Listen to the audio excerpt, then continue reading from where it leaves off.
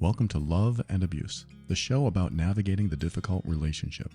From simple disagreements to emotionally abusive behaviors, you deserve respect and kindness.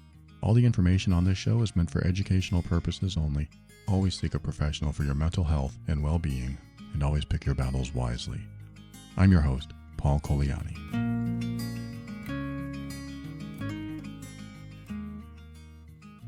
This is Love and Abuse, as the intro has told you. Thank you for joining me today.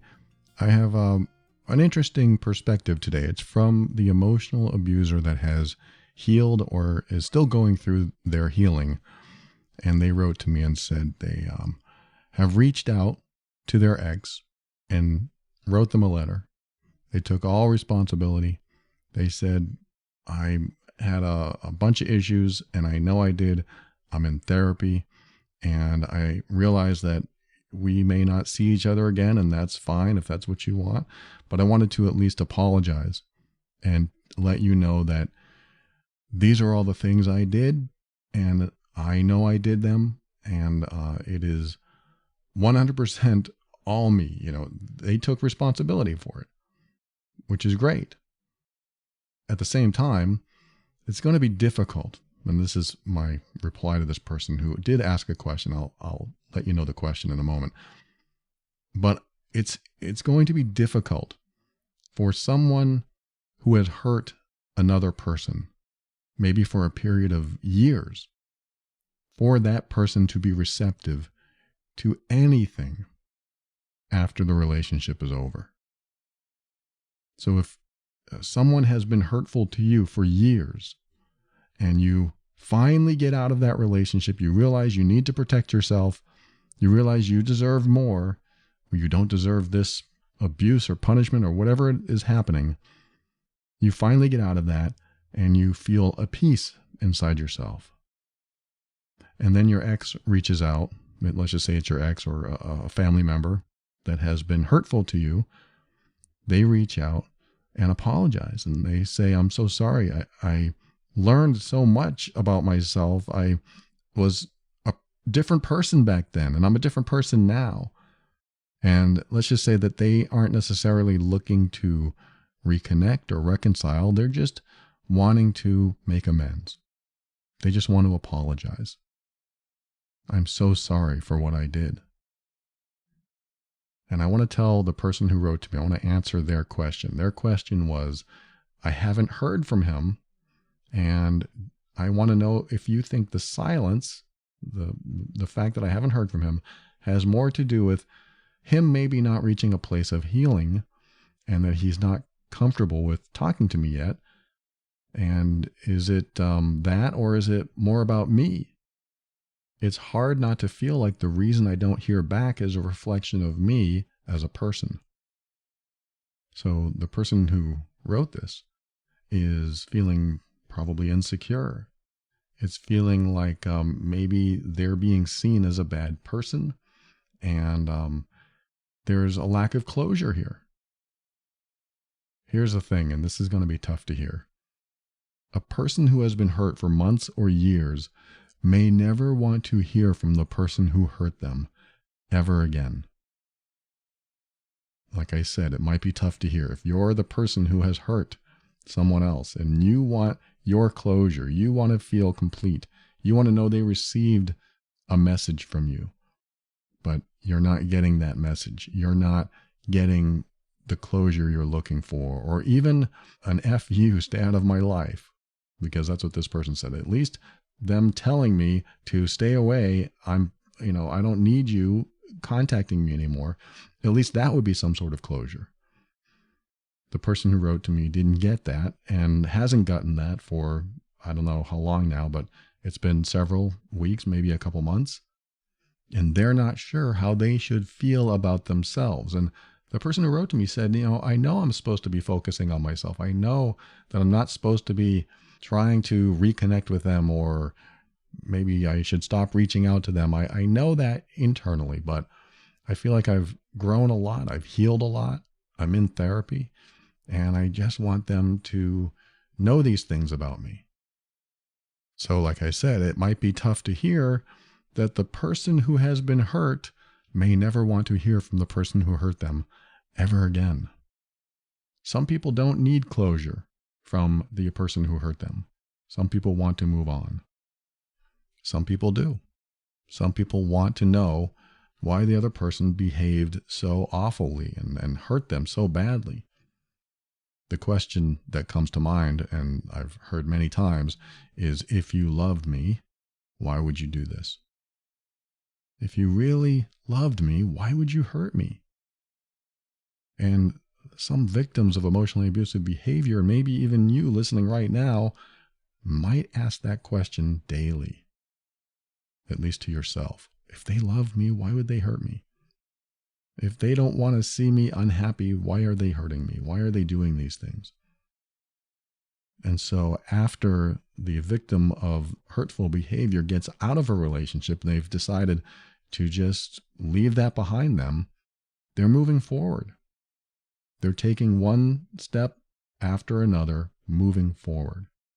And the person who has been hurtful or emotionally abusive, if they reach out, it might be a negative blast from the past. It might be an unwanted connection because they're ready to move forward. This is what happens, is that the victim of hurtful or abusive behavior, they used to be the person in that relationship. They used to be the person that was almost too resilient and too tolerant of bad behavior. They used to be that person. And in order to make sure that they are moving forward and have momentum, they don't want to reconnect with who they were while in that relationship. And sometimes when they hear from that person in their past, it's going to feel like going right back to who they were. And so it doesn't always mean it's about the other person. Yes, the other person caused all these issues in the first place, but the emotionally abusive person who is on the healing path, that person has to know that the victim of their hurtful behavior may not ever want to hear from them again. And you have to see this as a good thing. You have to see this as them taking care of themselves. Victims of emotional abuse need to take care of themselves. They need to practice self-care. And in order to do that, sometimes you leave the past behind. You move forward. And you're not looking for closure. Some people are, like I said, some people are looking for closure. Some people want to know, but some people aren't. And when you get silence, if you are the person that has been hurtful and you get silence in response after you've tried to reach out, it's important that you leave it be. It's always possible they read that years from now and realize, okay, I'll connect with this person again, see how they are. But that may never happen. And this is one important thing to remember, is that the perpetrator of hurtful behavior, the best gift they can give to the person they've hurt is to leave them be. It doesn't mean you can't ever send a letter of apology or let them know all you've learned and how much you're working on yourself and realize how much that you've hurt them. It doesn't mean that isn't off the table completely. It just means if you do that, if you've hurt someone and you decide to reach out to them much later after all this has blown over for a while, reach out as if you were apologizing for the last time with no strings attached. Because the string is the coercion. The string is the manipulation, at least in the eyes of the victim of emotionally abusive behavior, any type of abusive or hurtful behavior. The string is manipulation. That's how they see it. So if I said, "I'm so sorry, do you forgive me?" I've added a string to my apology. I want to hear back. I want them to say something. That is the string. That is trying to influence them to reply to me or say something to me. And I don't want to put that out there because that's not a true apology. A true apology, this is my viewpoint, my perspective on what a true apology is, a true apology has no strings and doesn't require forgiveness, because the apology comes from the person who has hurt you, and it should just be, I'm so sorry for what I did, or something along those lines. And of course, I'll never do that again. And mean it. That has to be real. That has to be true. And then you leave it. That is a gift you give to someone by apologizing for your behavior and leaving them with that. This is my apology to you. And gift is the wrong word here in this situation. But the goal is to make sure they don't feel pressured or influenced to reply or respond back at all. Because what is love? When you love someone, you allow them to be who they are, even if they want to be quiet, even if they want to be away from you, even if they're making decisions that aren't in alignment with your life goals. They are walking on the path that they want to walk. And supporting that is truly loving someone. It is letting them know that they are perfect as they are. And the choices they're making for themselves and for their life are perfect because they made them. And if they made them for a reason. And supporting their choices is how we show love. So to the person who wrote to me and is worried about the silence they're getting and is worried about it's a reflection on them. Again, I'm not going to sugarcoat this at all. It is a reflection on who you were. I'll say that. It's a reflection on who you were. They may actually appreciate that you're finally healing, but they didn't get that version of you. They didn't get the loving, supportive person that you may be today, that you may be becoming more and more in the future. They didn't get that. All they have is who you were and who they were. And when you really care about someone and you really support their happiness and their goals for themselves, you set them free. You let them go. You say, I wish you well, and I hope you have the happiest life ever. I hope that you become fulfilled and have a wonderful relationship if that's your goal. I just want you to be happy. And then you walk away. That is what I want for you, and I wish you the best. That's sometimes all that's needed to be said. And I do get it. I do get when we've hurt someone that we'd love to hear back. We'd love to hear from them, just to have them say, you really did hurt me. Let's talk about this. Or, you really did hurt me. I never want to talk to you again. Because then we have something to work with. We have something on the table that's tangible. When someone says, get out of my face, get out of my life, it's tangible.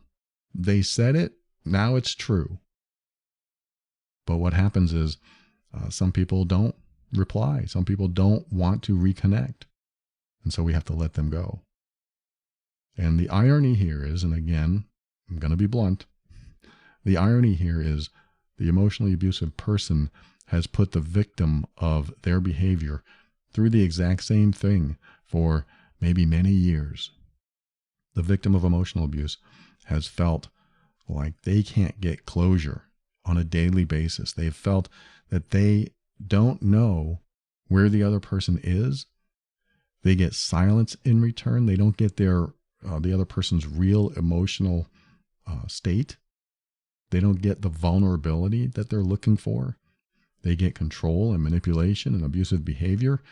And so the victim of emotional abuse goes through a daily state of confusion and lack of closure. And suddenly when the hurtful person who has been hurtful for all this time finally realizes that they need to stop hurting the people they love, but they lose the relationship in the process of healing, or before that, they may feel the same things in a different way that the victim of their behavior has felt for a long time. So there's the irony, there's the karma, whatever you want to call it. It does come back, and it hurts and it sucks. It does. I mean, for the person who's really changed, the person who has been hurtful, when they've really changed, when they realize, what am I doing? Why am I so hurtful? I got to stop this. I got to learn what it takes to heal. That's what I do in my Healed Being program. I help people change. And they have all these realizations while they're taking the program. They realize that the things that they thought they were supposed to be doing in the relationship were completely backwards and completely unhealthy and completely toxic and, of course, abusive. And when they have these realizations, sometimes it's too late. Sometimes it's too late to heal the damage that has been done. Sometimes it's too late to fix what's been broken. And then they realize, they take responsibility and they realize, I broke it. I broke this person. I broke this relationship. I hurt this person. What have I done? Most of the people that take my program realize this. They ask themselves, what have I done? Why have I been doing this? And that's what they learn.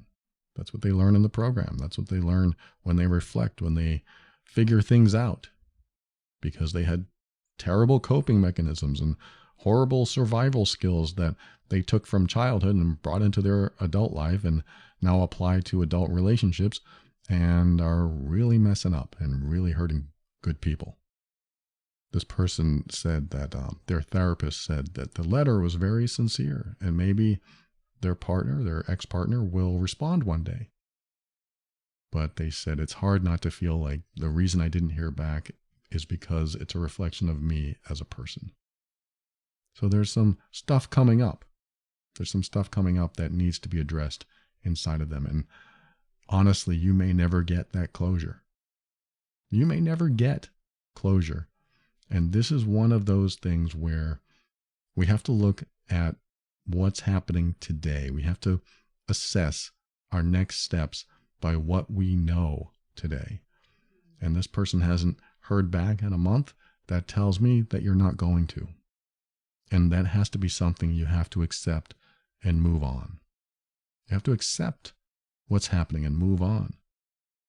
I know that this particular episode is geared mostly toward the abusive person who wants to change and who is healing, but it's important to know both sides sometimes. And I'm not saying every emotionally abusive person is on this path. There's so many that aren't. This is why this show exists. There's so many that aren't. But I also know that some people want to stop this behavior. The person you're with now, I don't know if they want to stop this behavior. The person who's listening, who has someone in their life that is doing behaviors that are very hurtful, I don't know if they want to stop. I can tell you what, if they believe they're right in what they do and what they say, they won't want to stop because they believe they're right. It is impossible to get through to someone who absolutely believes they're right. So you have to hope that they figure it out.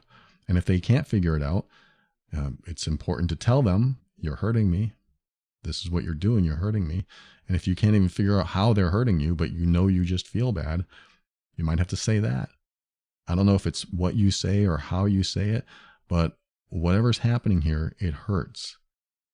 It feels disrespectful. It feels like you don't care about me. It feels like I'm not worth anything to you.